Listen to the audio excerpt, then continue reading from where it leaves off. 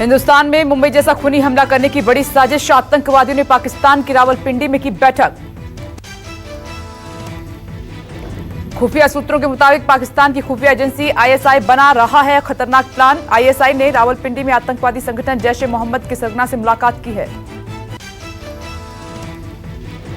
सूत्रों के मुताबिक 20 अगस्त को मसूद अजहर का भाई अमीर मौलाना अब्दुल रऊफ असगर ने रावलपिंडी में आईएसआई के 2 शीर्ष अधिकारियों से मुलाकात की थी। इस बैठक में असगर का भाई मौलाना अम्मार भी मौजूद था। मौलाना अम्मार वही खूंखार आतंकी है जिसने बालाकोट के तालीम उल कुरान मदरसे पर हमले का भारत से बदला लेने की धमकी दी थी। पुलवामा हमले के 1 महीने पहले भी पाकिस्तान में ठीक ऐसी बैठक हुई थी। आतंकी बैठक को लेकर भारतीय एजेंसियां चौकस हैं। पुलवामा हमला एनआईए आज दाखिल कर सकती है 5000 पन्नों की चार्जशीट में बड़े खुलासे। सूत्रों के मुताबिक चार्जशीट में पाकिस्तान स्थित जैश ए मोहम्मद और उसके सरगना मसूद अजहर रऊफ असगर का नाम बतौर आरोपी शामिल किया गया है। एनआईए की इस चार्जशीट में 11 आतंकियों के नाम शामिल हैं। एनआईए ने अपनी जांच में पाया है कि हमले में इस्तेमाल किए गए 20 किलो आरडीएक्स को पाकिस्तान से लाया गया था। पुलवामा हमले के बाद बालाकोट में एयर स्ट्राइक की थी। पिछले साल 14 फरवरी को पुलवामा अटैक हुआ था जिसमें सीआरपीएफ के 40 जवान शहीद हो गए थे। सूत्रों के अनुसार चार्जशीट में कहा गया है कि आतंकियों ने हमले में इस्तेमाल किए गए कई पदार्थ स्थानीय स्तर पर भी खतरा किए थे। कहा यह भी कहा है कि आतंकियों ने जम्मू कश्मीर में इन विस्फोटकों को ऑनलाइन भी खरीदा था।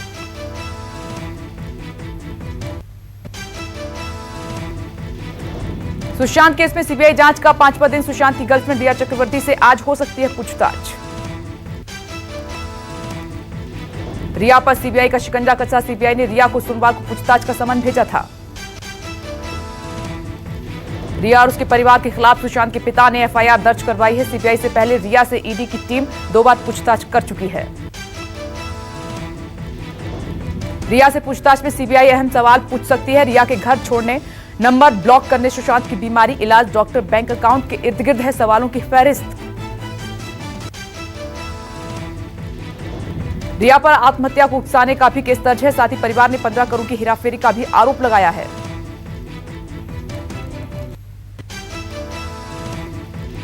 सुशांत केस में आज फिर दोस्त सिद्धार्थ पिठानी और कुक नीरज से पूछताछ। दोनों से डीआरडीओ गेस्ट हाउस में सीबीआई कर रही है पूछताछ। सिद्धार्थ पिठानी और कुक नीरज से सोमवार को भी 9 घंटे की पूछताछ हुई थी। सीबीआई ने बयान के आधार पर 14 जून का सब सीन रिक्रिएट किया। सुशांत केस में आज सुबह सीबीआई ने सबसे पहले पूछताछ के लिए सुशांत सिंह राजपूत के सीए संदीप श्रीधर को बुलाया। सुशांत के सीए संदीप श्रीधर का बयान दर्ज किया जा रहा है। सीबीआई की पूछताछ के लिए रजत मेवाती भी डीआरडीओ गेस्ट हाउस पहुंचा। रजत मेवाती सुशांत के घर का खर्च लेन देन देखता था। रजत मेवाती ही वो शख्स है जिसका हाल ही में वीडियो आया था जिसमें रजत ने एक कर्मचारी पंकज को पैसे दिए थे और सुशांत की बहन रजत पर नाराज होती दिखाई दी थी। सुशांत की बहन श्वेता ने शेयर किया अपने रिसेप्शन का वीडियो। 13 साल पुराने वीडियो में काले रंग की शेरवानी में नजर आ रहे हैं सुशांत। श्वेता ने वीडियो शेयर करके भावनात्मक पोस्ट भी लिखी है। भाई ने मेरे रिसेप्शन के दिन मुझे गले से लगाया। मुझे याद है कि रिसेप्शन से एक दिन पहले वो कैसे रोया था। श्वेता लगातार सोशल मीडिया पर सुशांत को न्याय दिलाने की मुहिम छेड़े हुए हैं। श्वेता ने लिखा, काश मैं सुशांत को वापस ला पाती। कपूर अस्पताल के डॉक्टरों के आज फिर पूछताछ करेगी सीबीआई। सोमवार को भी सीबीआई की टीम ने उन डॉक्टर से बातचीत की थी जिन्होंने सुशांत का पोस्टमार्टम किया था। सूत्रों के मुताबिक सीबीआई सुशांत की साइकोलॉजिकल ऑटोप्सी करवाएगी। साइकोलॉजिकल ऑटोप्सी में सीबीआई की फॉरेंसिक टीम अलग अलग तरीके से सुशांत के दिमाग का अध्ययन करेगी। फॉरेंसिक टीम सुशांत की डायरी, उनके लिखे नोट्स और किताब का अध्ययन करेगी। सुशांत के सोशल मीडिया अकाउंट को भी खंगाला जाएगा। सुशांत के मोबाइल फोन को भी बारीकी से जांच की जाएगी।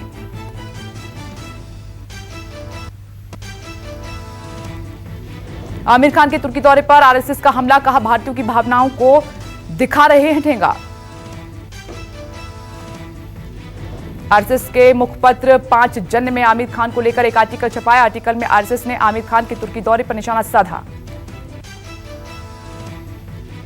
5 जन में लिखा गया है कि एक तरफ आमिर खुद को सेक्युलर कहते हैं और दूसरी तरफ यही आमिर इजराइल के प्रधानमंत्री के भारत आने पर उनसे मिलने से मना करते हैं। 5 जन में यह भी कहा गया है कि आमिर खुद को इतना ही सेक्युलर मानते हैं तो उस तुर्की जाकर शूटिंग करने की क्यों सोच रहे हैं जो जम्मू कश्मीर के मुद्दे पर पाकिस्तान का समर्थन करता रहा। अपनी फिल्म लाल सिंह चड्ढा की शूटिंग को लेकर आमिर खान की तुर्की की तस्वीरें वायरल हुई थी। इस तस्वीरों में आमिर खान तुर्की के राष्ट्रपति की पत्नी से मुलाकात करते नजर आए। देश में कोरोना के करीब 32 लाख के करीब केस हैं। 58,000 से ज्यादा मौत। टेस्टिंग और बढ़ी है। 24 घंटे में एक बार फिर 60,000 से ज्यादा नए मरीज सामने आए। 24 घंटे में 60,975 नए मामले।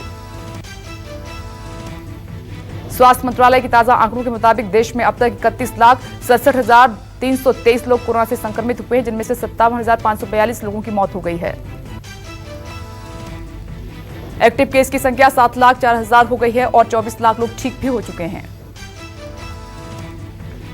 राहत की बात इसमें यह है कि मृत्यु दर और एक्टिव केस रेट में लगातार गिरावट दर्ज की जा रही है। मृत्यु दर गिरकर 1.85% हो चुकी है।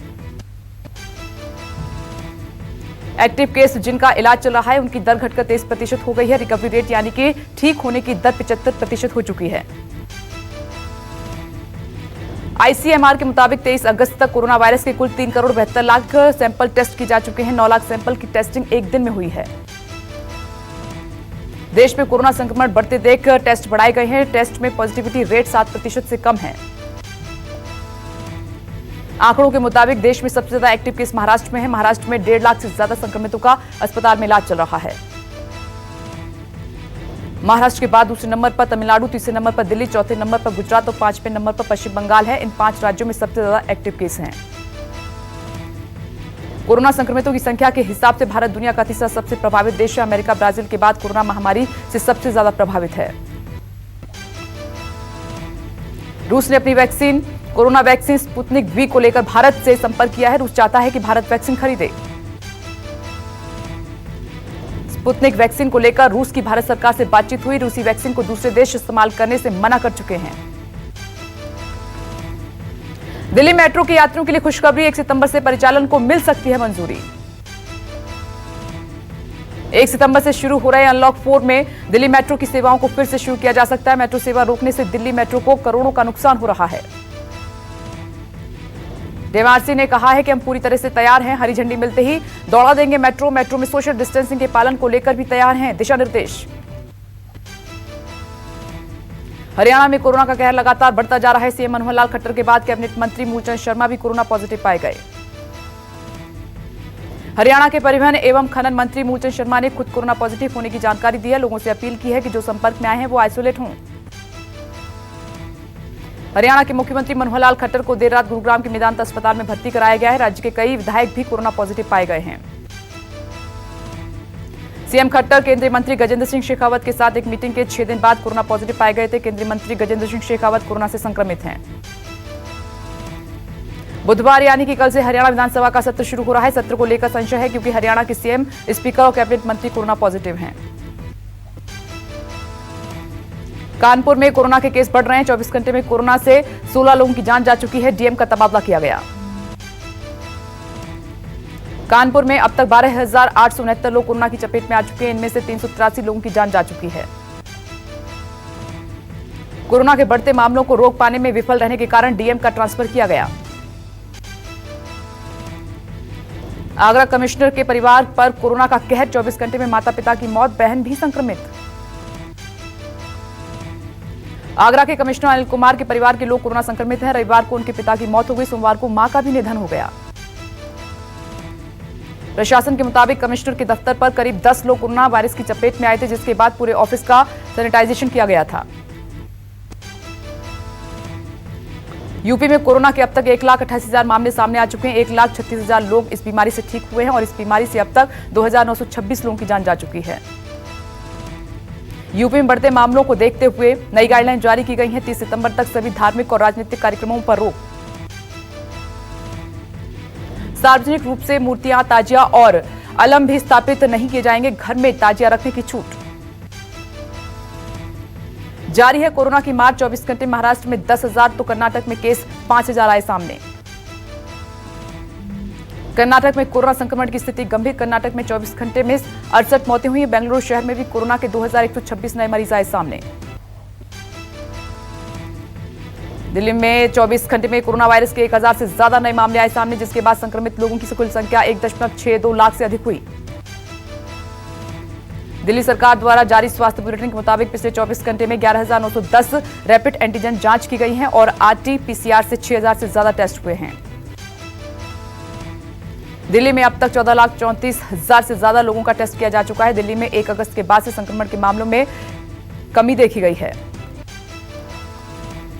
दिल्ली की केजरीवाल सरकार ने कोरोना की मार झेल रहे मजदूरों के लिए योजना शुरू की है। मजदूरों की मदद करेगी केजरीवाल सरकार। शादी के लिए मिलेंगे 51,000। योजना के तहत सरकार पंजीकरण कराने वाले मजदूरों को उनकी शादी के साथ ही बेटे बेटी की शादी के लिए आर्थिक सहयोग देगी।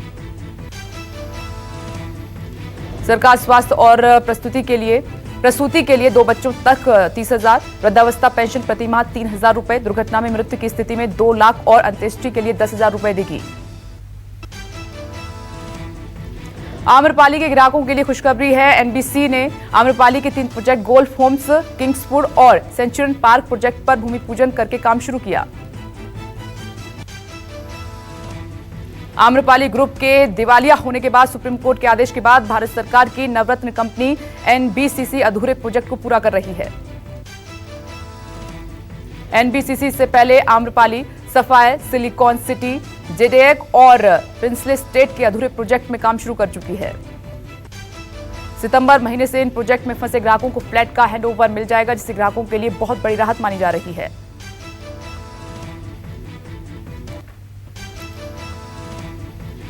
बारिश से जगह जगह पहाड़ दरक रहे हैं। चट्टाने की वजह से नेशनल हाईवे 5 पर सफर करना मुश्किल हो गया है। 4 लेन के लिए पहाड़ों की हुई कटाई लोगों पर कहर बनकर टूटी। लोगों के मकान और खेत खलिहानों में मची तबाही। जमीन धंसने से कई घरों में पड़ी दरारें, आंगन बुरी तरह से धंसे। आए दिन भारी बारिश के बाद लैंडस्लाइड हो रहा है। महाराष्ट्र के रायगढ़ में 5 मंजिला इमारत ताश के पत्तों की तरह ढह गई। इमारत के मलबे में करीब 50 से ज्यादा लोगों के फंसे होने की आशंका है। देर रात तक करीब 15 लोगों को मलबे से बाहर निकाला गया है। हादसे में एक शख्स के मारे जाने की खबर है। एनडीआरएफ का रेस्क्यू ऑपरेशन जारी है। एमपी में कुदरत का कोहराम, कई जिलों में भारी बारिश के बाद मची तबाही। एमपी के देवास में बाढ़ के पानी में बहुत दिखे मवेशी बहते हुए। नदी की हाहाकारी लहरों में नाव की तरह तैरते दिखाई दिए जानवर। गरजती लहरों के बीच खुद को बचाते हुए देखे मवेशी, लेकिन पानी की तेज रफ्तार की वजह से नहीं बच पाए। इंदौर भोपाल हाईवे स्थित सोनकच्छ के पास अरनिया गांव से निकलने वाली लोधरी नदी में जंगल की ओर बहकर आए थे सभी मवेशी। देवास में लगातार हो रही बारिश से काली सिंध नदी उफान पर है। कई गांव में घुसा बाढ़ का पानी। एमपी के रतलाम में भी बाढ़ का कहर लगातार जारी है। लालगुआड़ी में पुल पार करते पानी की तेज बहाव में चंद मिनटों में बह गई वैन। वैन को बचाने के लिए लोगों ने की काफी मशक्कत, लेकिन पानी की तेज रफ्तार होने की वजह से वैन को नहीं बचाया जा सका। लोगों ने वैन में सवार 2 लोगों को किसी तरह से बचा लिया, लेकिन कार को नहीं बचा पाए। गुजरात के अमरेली में बाढ़ का कोहराम लगातार जारी है। भारी बारिश की वजह से सातलडी नदी में जलस्तर बढ़ चुका है।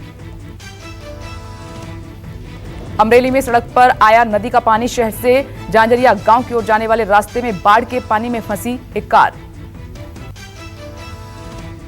ड्राइवर ने सूझबूझ दिखाते हुए खुद को निकाल लिया। बाद में ट्रैक्टर के जरिए कार को भी निकाला गया।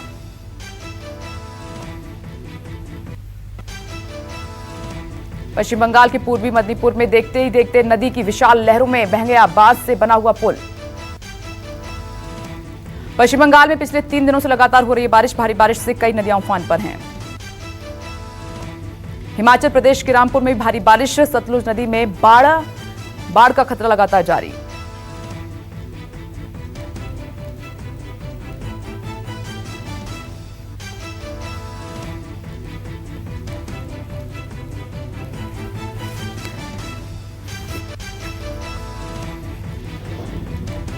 राजधानी दिल्ली समेत देश के कई राज्यों में भारी बारिश का अलर्ट जारी है। जल शक्ति मंत्रालय ने 5 राज्यों के लिए जारी किया है भयंकर बारिश की चेतावनी।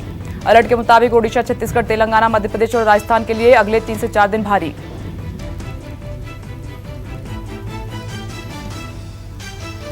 नमस्कार, मैं हूं मानक गुप्ता। अगर आपको हमारा ये वीडियो पसंद आया हो तो इसे लाइक और शेयर जरूर करें और हां, हमें सब्सक्राइब और फॉलो करना ना भूलें ताकि आप देश और दुनिया की कोई खबर मिस ना करें। तो जुड़े रहिए हमारे साथ और देखते रहिए न्यूज़ 24।